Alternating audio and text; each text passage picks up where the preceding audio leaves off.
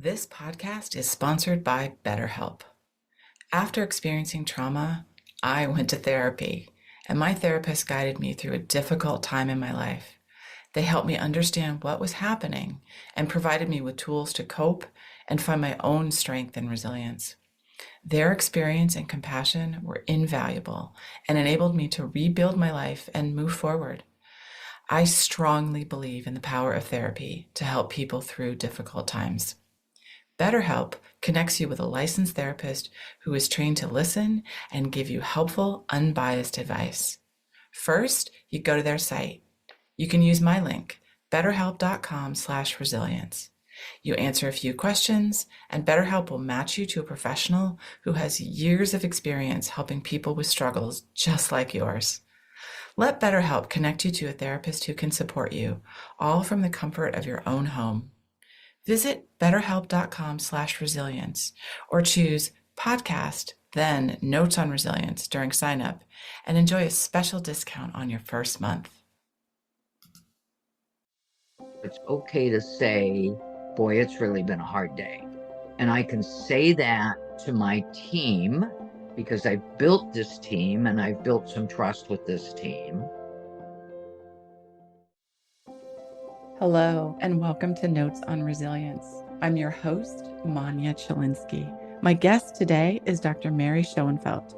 She's an ICISF faculty member, an emergency management professional, been on the faculty at FEMA's Emergency Management Institute. She knows what she's talking about when it comes to crisis recovery, crisis management, and emergencies. That's what we talked about. We talked about what do you need as someone who's leading in a crisis? What do you need to be thinking about? What is the science behind what is happening and what's making it difficult for you? I really enjoyed this conversation, and I think you will too. Mary, it's so good to see you, and I'm so happy that you are here on my podcast today. Manya, I am excited to be a part of this. You and I have been working on this for a while to try to get this conversation going. And so here we are. The timing must be right for us to be doing that. I think the timing is right, and the timing is right for our listeners too. They're going to find out once you and I get chatting. To get us started, what is one thing that you've done in any area of your life that you never thought you would do? Well, Manya, I knew you were going to ask that question because you gave me a heads up. So, on the professional level, we can start with that. I never thought I would get to travel internationally to do some training and to do some teaching and to do some consulting. I never conceived that that was a possibility. And on a personal level, I never thought I would raft the Rogue River in Oregon. And I did whitewater rafting down the Rogue River in Oregon. And the reason I never thought that I would ever do that is I don't know how to swim. Oh, golly. But I did. I took the risk and I had some support with some things that made that possible. I thought I was going to die. I didn't. And so that's what did I think I'd never do? I never thought I would get in a whitewater raft for 3 days and do some class 3 and 4 rapids, but I did. That's the other thing. That is some serious rafting. I think both of those are wonderful things to have as experiences and to have not been thinking that you would do those. I'm hoping that on the whitewater rafting, you were wearing a life jacket. Absolutely. Life jacket the whole time. I still thought I was going to die, but yes, a life jacket the whole time. Yes. Now, I don't know what happened to you, but the last time I went whitewater rafting, I got flipped out of the boat and came up under the boat, but it was only for a moment and then I was fine, but it is certainly surprising for one moment to be in the boat and then suddenly not be in the boat. Manya, that's always been my goal. I've talked to instructors and whitewater rafting and pros who said, "Oh, you need to know how to swim." I said, "No, because I never intend to get out of that boat." Right. And so I'm going to do everything possible to not have to know how to swim and to get out of that boat. So I think my dedication to staying in that boat might be just a little bit stronger than somebody who says, "Oh, well, if I jump out, I know I can get back in." Anyway, just it, interesting conversation, and particularly since we're talking about leadership and we're talking about resilience. We are, and we're talking about crisis as well. And so I just was thinking as I said that, and to be clear, I did not jump out of the boat. I was in the boat and then I wasn't in the boat from no effort of my own. And that is what happens to many people when they find themselves in a crisis. You are in the boat and you're fine. And then the next thing you know, you're in the water or you're under the boat. And as we're talking about crisis management and emergency management, how do you define strong leadership in times of crisis when someone gets flipped out of the boat when they weren't expecting it? I think that fits very well with our conversation about rafting. So I think one of the most important things to know is know yourself, right? Know what your skills are, know what your strengths are. And a strong leader knows that they aren't alone, right? They are not a one-man band. One-man bands are greatly entertaining, but that's not that's not who we are. And a strong leader understands that. And they know that they have certain strengths and skills. Mine with the raft was to hang on tight. Yours with the raft was to know that you had the capability of coming back in if you came out, right? So a strong leader understands personally who they are, what skills they bring, and they also understand that they may not be the right leader all the way through that crisis because there's some phases in crisis management.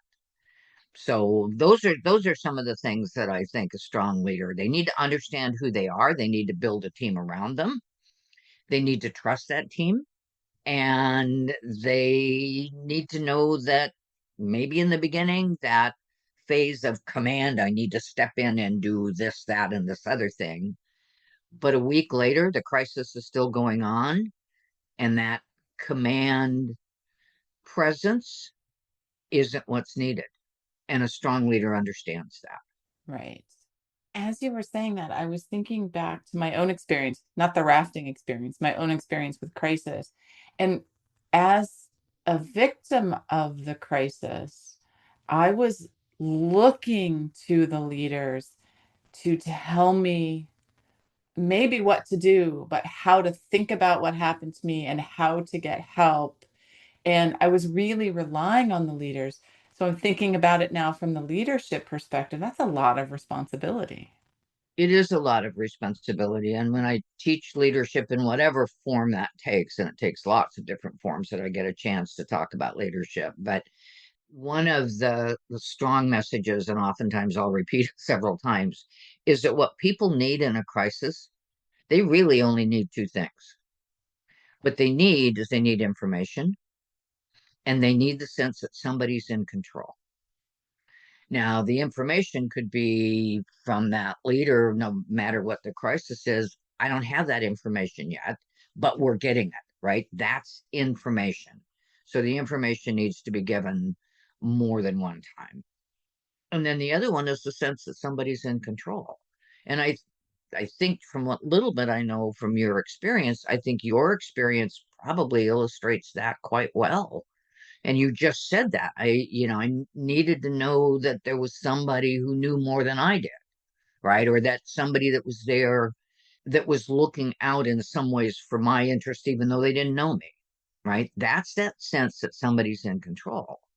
So a leader's responsibility, and you hit the nail right on the head about what a responsibility that is to project that sense of calm, project a sense of reassurance, having a team around them, right? And then having the language, having the knowledge, having the um, policies and procedures, maybe having a logo on, what lots of things that give the impression that somebody is in control.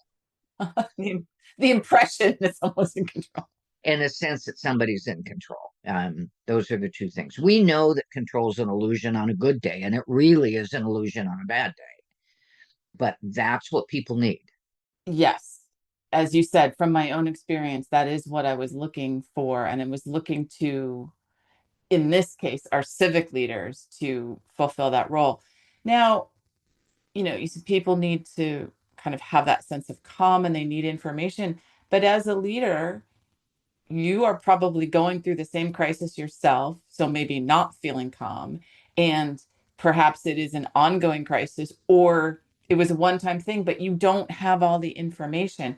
How do you manage as a leader that maybe you don't have the things that people are looking to you for? I think you have to be honest with that, and you say, I don't have that yet. Notice the word yet. And I will get that. I'm looking for other resources. I've got other people who maybe I can bring in that can answer that question or can get that for you. People need to know that they've been heard, and not just that they've been listened to. There's a difference between being listened to and being heard. And if people know that somebody heard them, then they're reassured. All right. So I think when you don't have the answer is I don't have the answer, but I'll get it. I'll work to get whatever that answer is, or if it's possible to get that resource and make that available to you somehow. Saying I don't know or I don't have the answer can be really hard for some people. It can be very hard for some people. And that's one of the reasons why a good leader anticipates that there's a crisis around the corner that they can't see. And by anticipating that, they've already practiced saying, I don't have the answer to that yet. They have they've pre-scripted, they have a template where they have pre-scripted, hi, my name is so and so, I hold this responsibility, and I'm here to talk about crisis XYZ, and I'll give you the information that I can. And if I don't have what you're asking for, I'll see what I can do to get it. But that's already scripted in some form or another, so that you're not standing in front of a room. And I've been there, so I know this personally as well as professionally, and know that the survival chemicals have kicked in for me standing in front of that room, right? And my brain isn't functioning the way that I want it to be functioning, or the way that it was functioning yesterday before the crisis happened.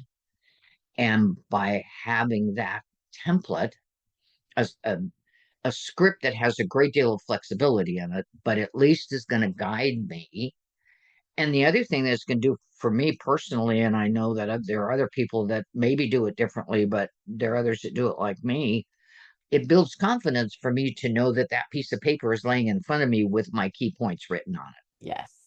Right. So that's how you walk into a room. And in my experience, and not only my own, but listening to other people, that's how you walk into a room, or you answer a question on the street, or you do whatever it is that you need to do when you're in front of some folks that want some answers. That's how you say, you know what, I'm going to give you the best I have. And this is the best I have. We don't want to make up answers. Yes, absolutely. Especially in most crises, the information is changing so rapidly, whether the crisis has already completed itself or you're in the middle of it, things move so rapidly. And, having something scripted is so important because you don't want to be standing there trying to think of what to say while people around you are needing help and information and your own brain is struggling to focus.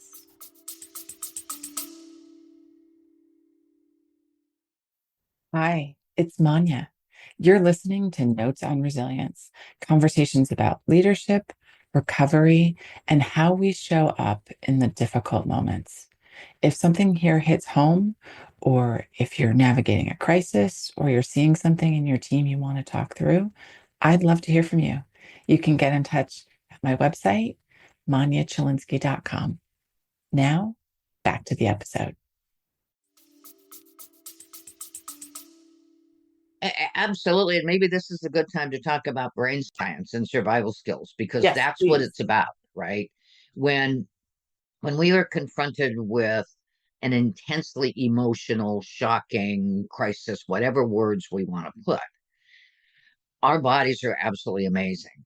But what happens with our brain, we have these 132 chemicals, lots of different names for them, that dump into our body that are called survival chemicals. That's the easiest way to explain them. Scientists can talk about them differently than I'm going to talk about them, right?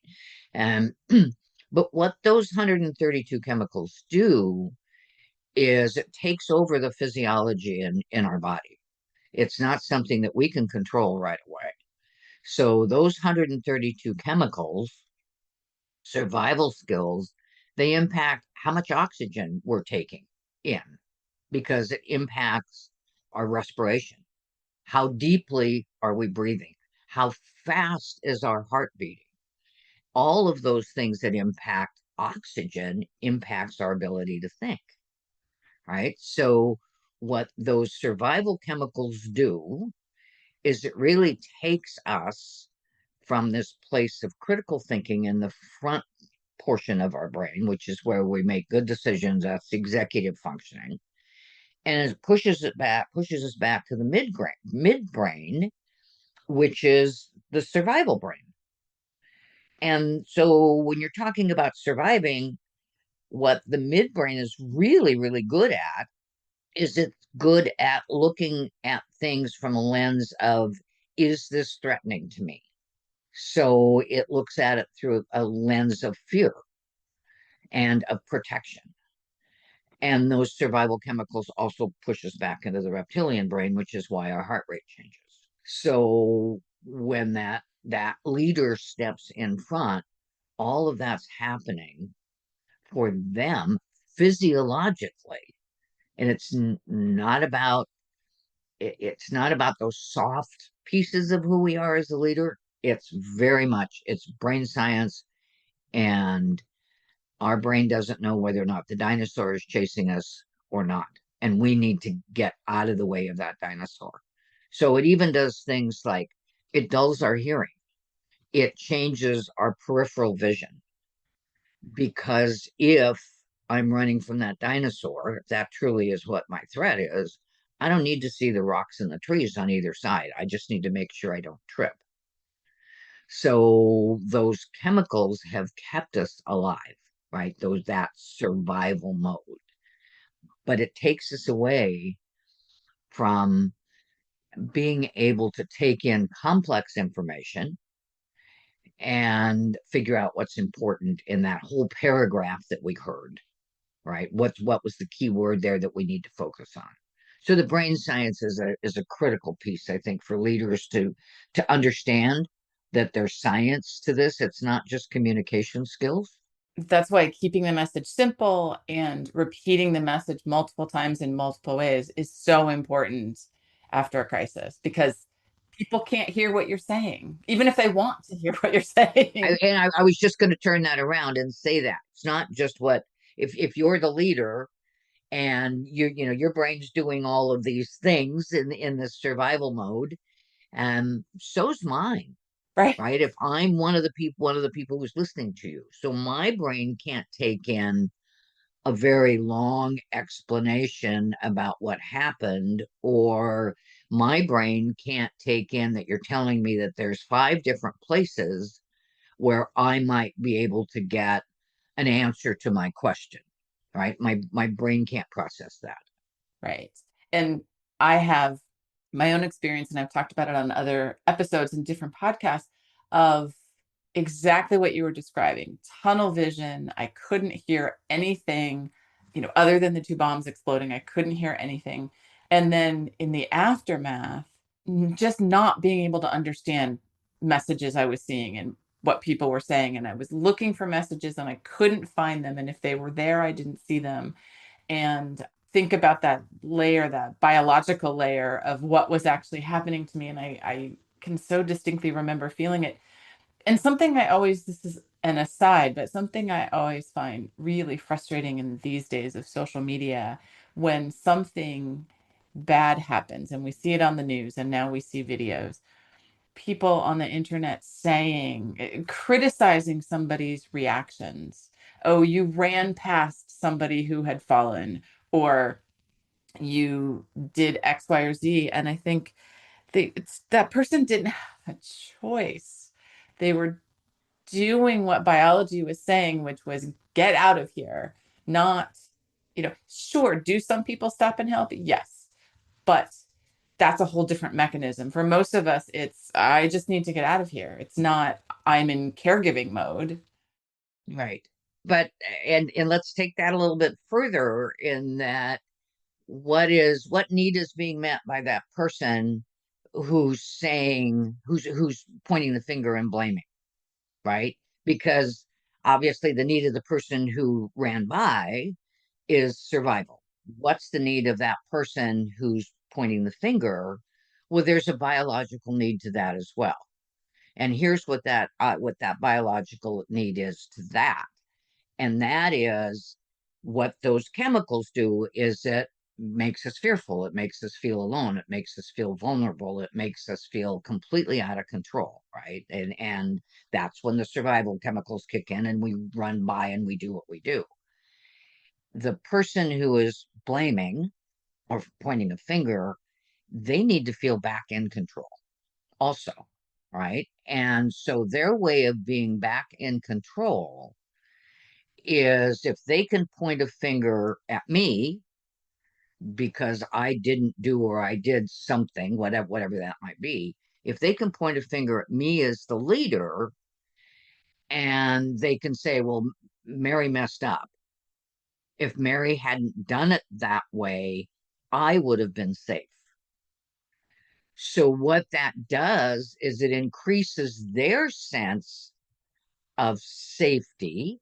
It increases their sense of being in control or having some control within their environment. And then they can go, oh, well, then obviously I'm not at risk because it was her fault. And if she did it differently, then it will never happen to me again. So that's the biological science need, Manya, from the other side of that Yes. is now I feel better. And now I feel like my world is, I can understand it better. It's somebody else's fault. So that scapegoat, and that's one thing with leaders. Leaders need to understand they're wearing a target, whether they know it or not. And whether it's fair or not. Oh, it's oftentimes not fair. Most of the time, I would venture to say all the time, but I won't go that far. But no, there is a very predictable pattern to crisis that is behavioral and psychological for anyone who is impacted with that crisis. And so that means the people on the street as well as the leadership. And one of those stages, I call it a roller coaster, but from gee, we can do anything, it's the Boston Strong, right? It's that look at us, we can do amazing things. But once we peak in that kind of honeymoon phase, if we can do anything, the downward picking up speed on the roller coaster is called disillusionment. But that's where I can point the finger at somebody and I can say, if only they'd done it differently, I'd be okay. Because that downward picking up speed is anger, it's depression, it's frustration, it's blame, and who's in the middle of that, right? The leader is. So understanding that that is not about you, right? And it's not going to happen in the first 2 hours or 10 hours, probably. It's a little bit longer than that, but understanding that, you know what, that isn't about you. It's about a predictable reaction to crisis, and it's about the science. And so, yeah, that's a fascinating piece. And when I think about what do leaders need to know, or what do I want them to know, that's one of the things that when people start pointing fingers and throwing rocks at you, yeah, there's always things that you might have been able to do differently. You might have been able to word that differently, or you might have worn a different suit or tie, or fix your hair differently, or kept your glasses on or taken them off, whatever. But it isn't about you. It's about the predictable nature, and it's any crisis that takes us on this roller coaster ride. I appreciate you describing it as a roller coaster. And can see so many things as you were describing that. You think about the initial response in a crisis is largely reactive. Okay, this thing has happened. We implement our plan, we do X, we stop this, we start this, etc. But how do you move from that reaction into understanding the long-term recovery that's needed? And here I am thinking that this roller coaster metaphor continues because I feel like there's also a desire that we just get past this and then everything will get back to normal and we don't have to think about it again. And that's our want, right? That's our need. We want to be able to put it aside. We want to be able to go back to that moment before, that day before, where we had lots of time to ponder about decisions and look at policies and procedures and do all those other things that we do in what an emergency management we call the blue sky days, right? So we want to go back there too. This is exhausting. Crisis is exhausting, and I'm tired because lots of new demands. The chemicals have kicked in, and now they've left me absolutely depleted. And I haven't seen my family, or I haven't been able to walk my dog, whatever it is. So we want it to be over. So that's one of the first things I think. It goes back to knowing yourself and just understanding the dynamics of a crisis. So first of all, understanding that, yeah, I'm ready to be done, Yes. but the disaster isn't ready to be done. Yes. And also understanding that it might not be me that needs to lead now that the response is over. Mm-hmm. Right. And I said that there's four phases to crisis.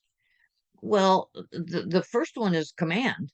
No question about that. Step in, read the template, give the information, do what needs to do, wear your logo so people have a sense that somebody is in control. I mean, if you have a logo, but whatever that image is.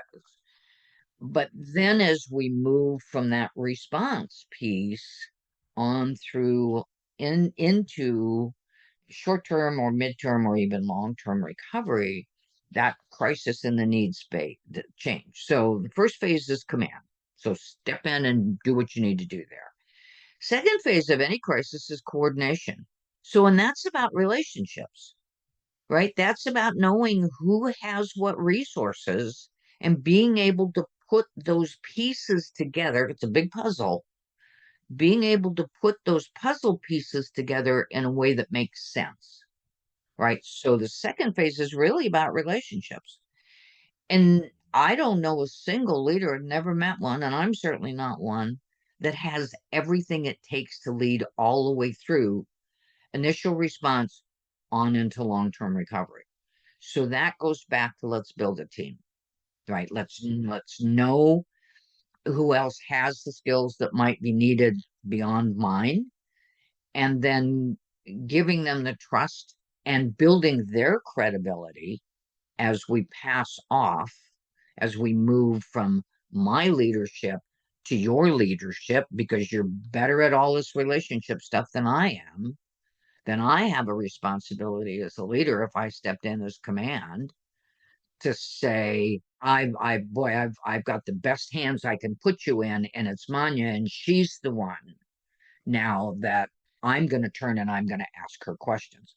Well, that's a handoff that my credibility now becomes your credibility. And so the second phase is coordination. Third phase is empathy.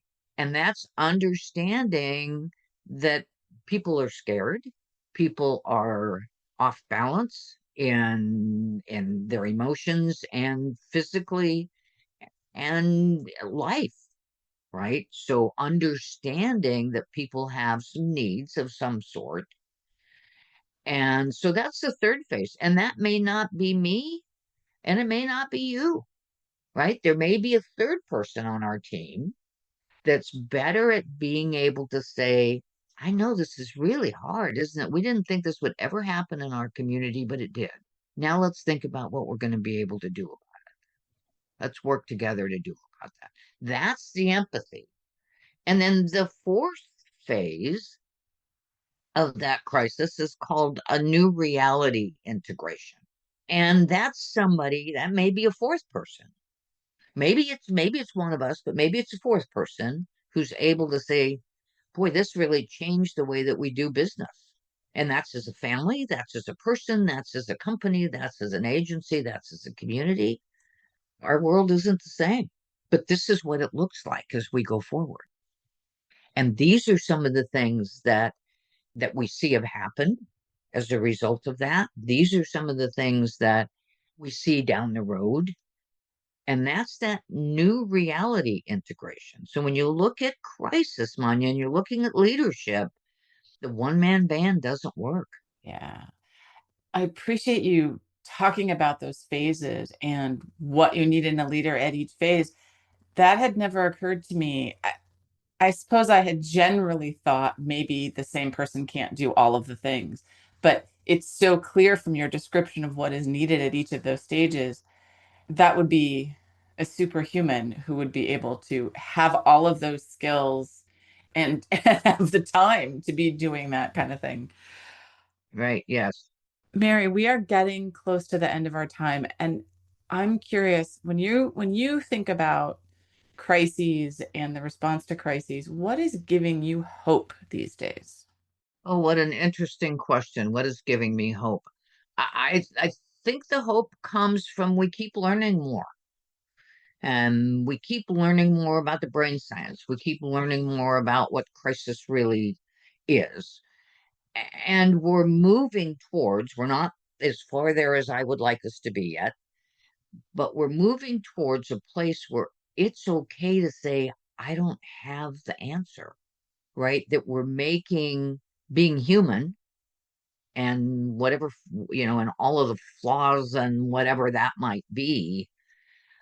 But we're getting to the place where it's okay to say, boy, it's really been a hard day.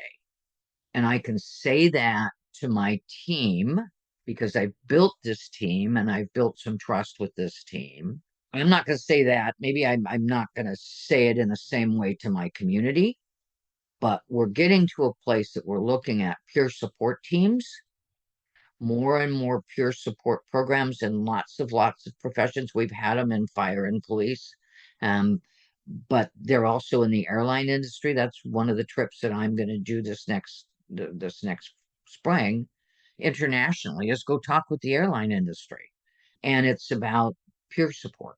So we're making these conversations, and thank you to you for your podcast and helping to get that conversation out there into what I call a kitchen table conversation.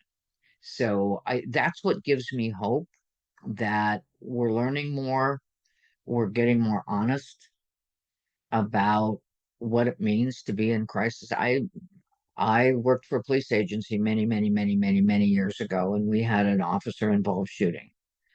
And the response from administration was to hand the officer that was involved in that officer involved shooting $20, tell him to take an hour off of his shift and stop by the liquor store on his way home. Now, I don't ever hear that anymore. So that's what gives me hope is that our leaders, in that instance, obviously the administration was the leader there. Our leaders understand what it means to be compassionate, what it means to be a good leader in crisis, and what the skills are, and what the limitations are, and how to make that so that leadership truly is what's needed in the moment. Right. Mary, thank you so much. I want to say that this conversation is giving me hope. Knowing that you are out there training people how to deal with crisis just gives me comfort that people are going to be getting it right. The people, certainly many people do get it right. And the people that you're training are some of those people who are getting it right. So thank you for the important work that you're doing. And before we say goodbye, can you please share with our listeners a little bit more about who you are and what that work is? Well, who I am a retired, I say I'm not retired, I'm repurposed emergency management professional and been around a long time, and I've learned a lot of lessons that other people have learned in a hard way, and I'm able to then take them somewhere else. So I'm a, trainer and a consultant in obviously leadership skills of all kinds, but with my passion about crisis leadership. I do a great deal of work with disaster psychology, disaster mental health. I'll volunteer and come to your community through a nonprofit that I'm a part of, to help following your crisis or to help following your disaster. Do a lot of work with schools and community in just managing crisis, everything from planning and thinking and reviewing plans to actually responding. Teach a lot of leadership, whether that's change management, whether that's ethics. And that's a whole nother conversation about leadership ethics that I everybody needs to hear. Yes. So those are some of the things that I do. You can find me. I don't have a website, but you can find me by my email, which is your safe place at msn.com. I've had that email ever since my very first one, and it still very much fits. Yes, it does. That's what I do, Manya, and being repurposed, I pick and choose what's important for me to work on, and talking about crisis leadership and making sure that we've got folks who understand that role, all that it is and all that it isn't, is important to me. Well, thank you for that. I'll put your email address in the show notes so folks can reach you. And Mary, thank you for this conversation. I've learned so much and I've really enjoyed talking with you. It has been great, and Manya, thank you so much for the invitation, and let's do it again. I'm on board. Let's do it about compassion, or let's do it about some other topic. I would love to do that. I am on board. Count me in. And I want to say thank you to our listeners for listening to this episode of Notes on Resilience, and we will catch you next time.